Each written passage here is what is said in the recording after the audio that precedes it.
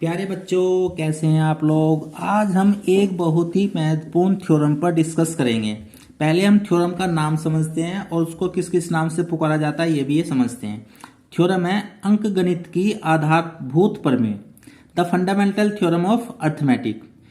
ये नाम एनसीईआरटी ने दिया है। इसको हम इस नाम से भी जान सकते हैं, यूनिक फैक्टराइजेशन थ्योरम या प्राइम फैक्टराइजेशन थ्योरम। यानी इस थ्योरम में हम किसी भी संख्या का प्राइम फैक्टराइजेशन करेंगे। अब ये थ्योरम कहाँ कहाँ लागू होती है? यह प्रमेय धनात्मक पूर्णांकों के गुणन से संबंधित है। इसका मतलब ये है कि हम इस प्रमेय में केवल धनात्मक पूर्णांक लेंगे और उनका प्राइम फैक्टराइजेशन करेंगे। समझ में आ गया? अब देखो ये प्रमेय कहती क्या है, इसका स्टेटमेंट क्या है, जरा ध्यान से समझिएगा। प्रत्येक भाज्य संख्या का मतलब ये होती है जिन संख्याओं में एक और स्वयं के अतिरिक्त भी कोई ऐसी संख्या होती है जिससे वह संख्या भाग हो जाए। जैसे 6 को समझिए, 6 एक भाज्य संख्या है। 6 1 से भी विभाजित होती है, 6 2 से भी विभाजित होती है, 6 3 से भी विभाजित होती है और 6 6 से भी विभाजित होती है। यानी प्रत्येक अभाज्य संख्या, यानी हमें इस प्रमेय में वे संख्या लेनी है जो एक और स्वयं के अतिरिक्त भी अन्य संख्याओं से विभाजित होती है को अभाज्य संख्याओं का मतलब होता है प्राइम नंबर। प्राइम नंबर का मतलब जैसे 2 नंबर, 3, 5, 7, इस पर हमने पहले भी डिस्कस किया है। के गुणनफल के रूप में अद्वितीय रूप से व्यक्त किया जा सकता है। अब इस थ्योरम में जो सबसे महत्वपूर्ण शब्द है वह है अद्वितीय। थ्योरम को समझते इस वक्त हम अद्वितीय शब्द को भी बहुत अच्छी प्रकार से समझेंगे। आइए, ये तो थ्योरम होगी। इस थ्योरम में क्या कहा गया है जरा वो समझने का प्रयास कीजिए। मान लो हमारे पास में एक नंबर है 3780, यानी 3780 एक नंबर है और हम इस 3780 का प्राइम फैक्टराइजेशन करते हैं। देखो 3780 प्राइम फैक्टराइजेशन का मतलब होगा हमें केवल प्राइम नंबर लेने हैं। तो सबसे पहले हमने 2 से डिवाइड किया, आ जाएगा 1890। फिर हमने 2 से फिर डिवाइड किया, 2 9 18, 2 चौक 8 और 2 5 10, 945 आ गया। फिर हमने देखो अब 5 आ गया। 5 अगर बाद में आ जाए तो वो संख्या 2 से विभाजित नहीं होती। अब किससे विभाजित करने का प्रयास करेंगे? 3 से। 3 से करो, 3 3 9, 3 निकन 3, 3 पंजे 15, 3 से विभाजित होगी। फिर बाद में 5 आ गया। 5 आ गया तो फिर 3 से विभाजित करने का प्रयास करते हैं। 3 निकन 3, अब 3 का टेबल तो 3 में कंप्लीट चला गया। अब 1 आ गया, 3 का टेबल 1 में तो चलता नहीं, तो ना जाने की क्या लगाएंगे हम 0 और 3 पंजे 15। फिर 5 आ गया, फिर 3 से डिवाइड करते हैं, 3 तिया 9, 1 बच गया, 3 पंजे 15। फिर 5 आ गया, तो 5 आ गया तो 3 से विभाजित करने का प्रयास करेंगे या 5 से? 3 से तो होने का नहीं, क्योंकि 35 3 के टेबल में नहीं आता है, तो 5 के टेबल में आता है। 5 सते 35। तो ये जो भाज्य संख्या है इसको कहेंगे भाज्य संख्या। और ये जो लिख कर आएंगे ये सब ये आएंगी अभाज्य संख्याएं। अब देखो 2 गुना 2 गुना 3 गुना 3 गुना 3 गुना 5 गुना 7, 3780 जो एक भाज्य संख्या है को हम अभाज्य संख्याओं के गुणनफल के रूप में लिख सकते हैं। ठीक, अब देखो ये जो प्राइम नंबर है ये इंक्रीजिंग ऑर्डर में है। आप इसको ऐसे भी लिख सकते हो, 7 गुना 5 गुना 3 गुना 3 गुना 3 गुना 2 गुना 2। आप इसको ऐसे भी लिख सकते हैं। ये कैसे ऑर्डर में हो गया? डिक्रीजिंग ऑर्डर में, यानी ये घटते क्रम में हो गया और ये बढ़ते क्रम में हो गया। एक आरोही क्रम में हो गया, एक अवरोही क्रम में हो गया। अवरोही क्रम कौन सा होता है? छोटे से बड़े की ओर जाना। आरोही क्रम कौन सा होता है? अवरोही क्रम कौन सा होता है? बड़ी संख्या से स्टार्ट करके छोटी की तरफ जाना। आरोही क्रम कौन सा होता है? छोटी संख्या से स्टार्ट करके बड़ी संख्या की तरफ जाना। क्या हम इसको ऐसे भी लिख सकते हैं 7 की पावर 1, 5 की पावर 1, 3 की पावर 3 और 2 की पावर 2? हाँ बिल्कुल लिख सकते हैं। ये कौन सा क्रम हो गया? वही बड़ी संख्या से शुरू होकर के छोटी संख्या की तरफ जाना। क्या हम इसको ऐसे भी लिख सकते हैं 2 की पावर 2, 3 की पावर 3, 5 की पावर 1 और 7 की पावर 1? हाँ ऐसे भी लिख सकते हैं।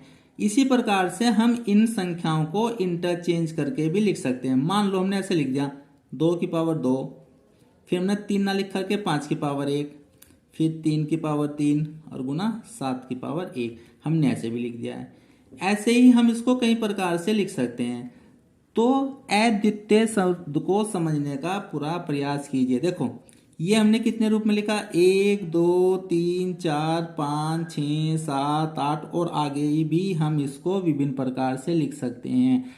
तो फंडामेंटल थ्योरम ये कहती है कि ये जितने भी प्रकार से लिखे गए हैं ये एक ही प्रकार है, यानी ये यूनिक ही है। ये हो गया, ये हो गया, ये हो गया, चाहे ऐसे लिख दो, चाहे ऐसे लिख दो, चाहे आगे और भी प्रकार से लिख सकते हैं।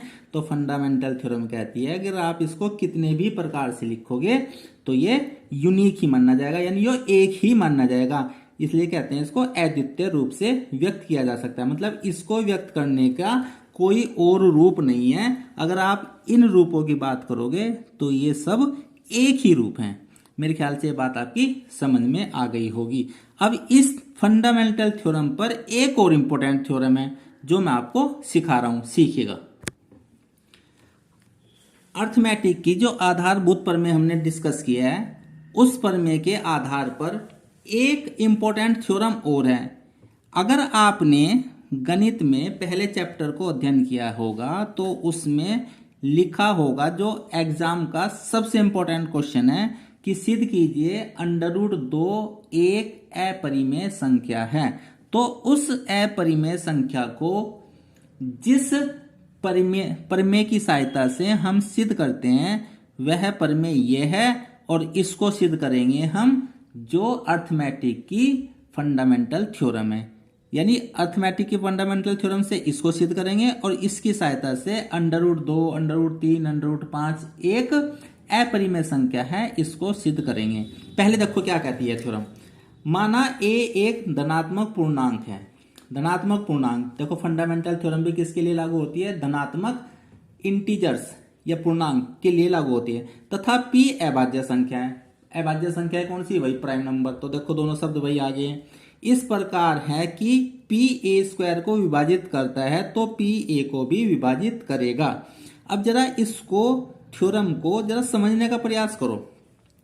मान लो मेरे पास में एक संख्या है 36, ठीक, और 36 का अगर हम प्राइम फैक्टराइजेशन करें तो 2 कितना आ गया? 18 दूनी 36, फिर 2 9 दूनी 18, फिर 3 और 3। तो हम लिख सकते हैं 2 गुना 2 गुना 3 गुना 3। ये क्या आ गए? Prime factorization. तो हम क्या लिख सकते हैं कि 2 36 को विभाजित करता है,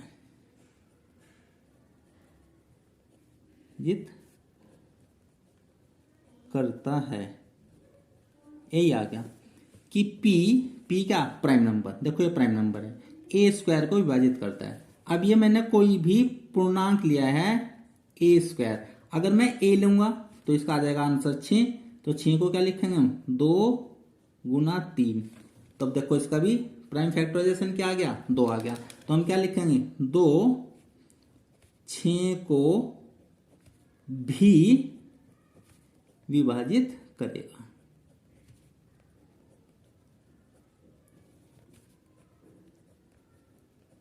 मेरे प्यारे बच्चों ये बात समझ में आ गई होगी। अगर 2 36 को विभाजित करता है, 2 36 का प्राइम नंबर है तो 2 6 को भी विभाजित करेगा। a² का मान 36 आ गया, a का मान आ गया 6। अगर आप इसका एक और एग्जाम्पल लेने का प्रयास करते हैं, देखो जरा एक एग्जाम्पल लोड लो समझने के हिसाब से।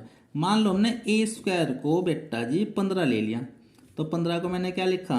3 गुना 5। तो हम क्या लिखेंगे?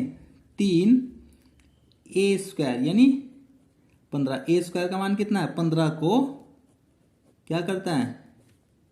विभाजित करता है।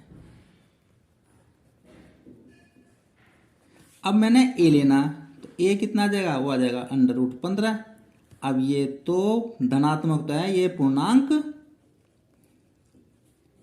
नहीं है, इसलिए ऐसी संख्याओं के लिए यह थ्योरम एप्लीकेबल नहीं होगी। प्यारे बच्चों, ये बात आपकी समझ में आ गई होगी। अब जरा समझने का प्रयास करते हैं कि इस थ्योरम का हल क्या है। आपको ये तो मैंने एक्स्ट्रा बात बताई है, अब हम इसको समझने का प्रयास करते हैं। देखो जरा इस एग्जाम्पल को एक बार फिर देखो, या थ्योरम को एक बार फिर समझने का प्रयास करो। एक धनात्मक पूर्णांक है, धनात्मक पूर्णांक कुछ भी हो सकता है, 2, 4, 6, 8 कुछ भी हो सकता है, तथा p अभाज्य संख्या और इस प्रकार है, यानी ये है कि अगर p a² को विभाजित करती है तो p a को भी विभाजित करेगी, यानी a क्या होना चाहिए, हमारे पास में पूर्णांक होना चाहिए। तो इस वाले एग्जाम्पल में जो हमारा a का मान आया वो आया √15, जो एक पूर्णांक नहीं है, यानी a² बराबर 15 के लिए ये थ्योरम एप्लीकेबल नहीं होगी। अब हम आपको प्रूफ इसका करके दिखा रहे हैं। अंकगणित की आधारभूत प्रमेय में क्या कह रही है, मान ले दिया है हमें कि a हमारे पास में कोई भी धनात्मक पूर्णांक है और उसका हमने प्राइम फैक्टराइजेशन किया है, जैसे मैंने ऊपर एग्जाम्पल में आपको समझाया है, जहां p1 क्या है, p1, p2, p3 dash pn कैसी संख्याएं हैं, अभाज्य संख्याएं हैं, अभाज्य संख्याएं हैं। मेरे ख्याल से बात आपकी समझ में आ गई होगी, अभाज्य संख्याएं। अब बच्चों के दिमाग में ये बात आ सकती है कि सर p1, p2, p3 बराबर भी हो सकते हैं और बराबर नहीं भी हो सकते हैं। हाँ, जहां यह आवश्यक नहीं, जहां यह आवश्यक नहीं कि ये सभी अलग अलग हों। देखो जैसे मैंने संख्या ली है मेरे प्यारे बच्चों, मैंने लिया है वही एग्जाम्पल 36, तो मैंने इसको क्या लिखा है, 2 × 2 × 3 × 3। देखो ये हो गया हमारा p1, ये हो गया p2, ये हो गया p3, ये हो गया p4। और अगर मैंने संख्या ली है मेरे बेटा 15, तो 15 में क्या लिखा हमने, 3 × 5, 3 × 5, तो ये हो गया हमारे पास में p1 और ये हो गया हमारे पास में p2। देखो इसमें p1 p2 समान है, इसमें p1 p2 अलग अलग है, तो ये आवश्यक नहीं कि ये सभी अलग अलग हों, ये समान भी हो सकती हैं। मेरे प्यारे बच्चों, ये बात आपकी समझ में आ गई होगी। अब हम आगे बढ़ते हैं। a बराबर क्या है, p1 p2 p3 pn है। जो थ्योरम है उस थ्योरम में a² का भी इस्तेमाल किया है, तो हम दोनों साइड का स्क्वायर कर देंगे और लिख देंगे वर्ग करने पर। तो करो वर्ग, तो p1 p2 p3 और pn क्या हो गया, इसका हमने स्क्वायर कर दिया। अब आपने 9th क्लास में सीखा होगा कि अगर हमें इस पूरे का स्क्वायर दे रखा हो मल्टीप्लाई में, तो हम इसका अलग अलग का भी स्क्वायर कर सकते हैं, p1 square, p2 square, p3 square और pn स्क्वायर। मेरे ख्याल से प्यारे बच्चों ये बात आपकी समझ में आ गई होगी। अब हम आगे बढ़ते हैं। अब देखो हमें क्या दिया है, दिया है कि p a² को विभाजित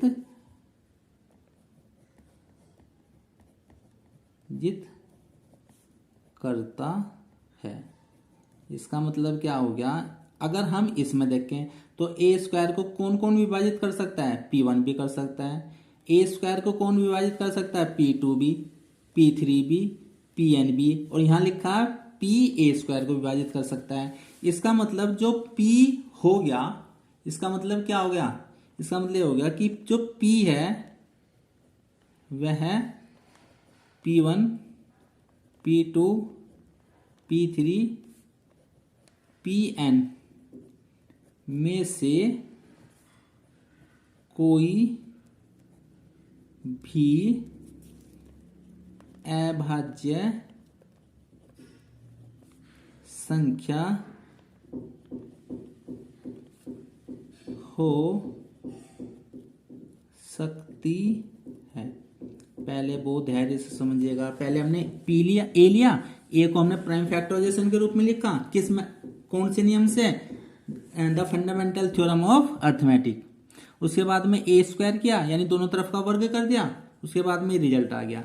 अब हमारे पास में ये जो रिजल्ट आया इसमें हमने रूल लगा दिया। रूल लगाने के बाद में हमने लिख दिया P1 square P2 square P3 square that Pn square. इसका मतलब क्या हो गया कि ए स्क्वायर को हम P1 से भी विभाजित कर सकते हैं, ए स्क्वायर को हम P2 से भी, ए स्क्वायर को हम P3 से भी, ए स्क्वायर को हम Pn से भी। और हमें क्या दिया कि P ए स्क्वायर को विभाजित करता है, और यहाँ ए स्क्वायर को कौन विभाजित कर सकता है, P1 P2 P3। इसका मतलब क्या हो गया कि जो P है वह P1 P2 P3 या Pn में से कोई भी एक अभाज्य संख्या हो सकती है। प्यारे बच्चों ये समझ में आ गई होगी। बस अब चलते हैं आगे। अतः P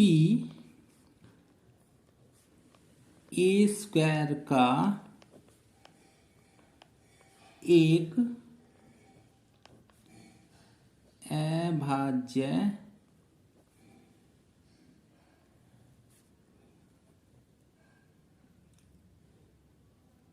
गुणनखंड है। बात समझ में आ गई प्यारे बच्चों। अब आगे देखो, अब क्या कहते हैं, अंक गणित की आधारभूत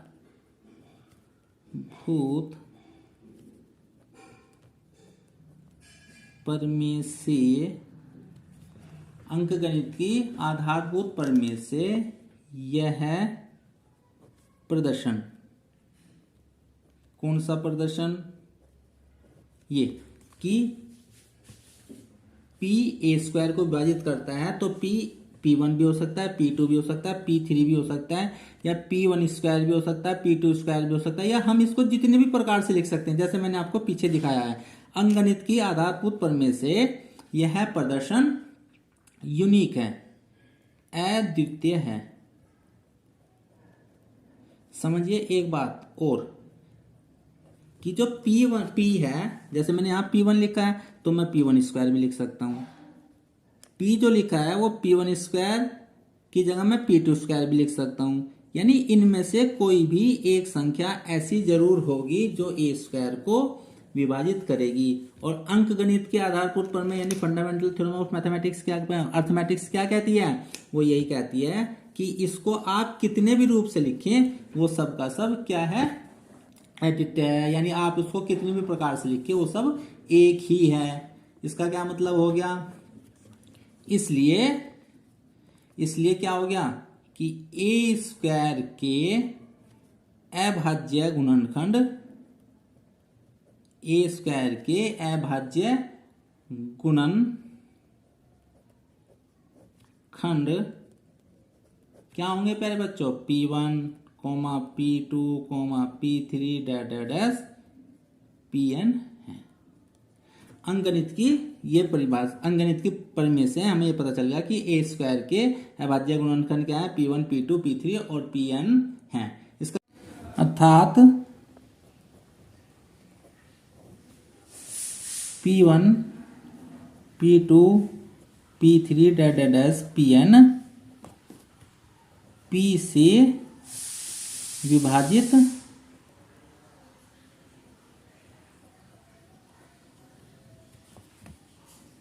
हो सकता है। इसका मतलब क्या है, P1 P2 P3 Pn क्या लिया हमने, क्या लिया था प्यारे बच्चों, हमने इसको ही ए लिया था।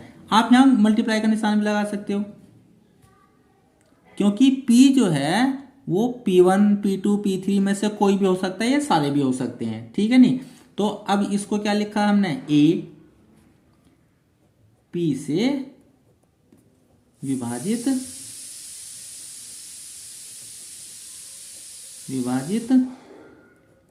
हो सकता है। मेरे ख्याल से बात आपकी समझ में आ गई होगी। यही थ्योरम है, क्या थ्योरम है कि अगर A² P से विभाजित है तो A भी P से विभाजित होगा।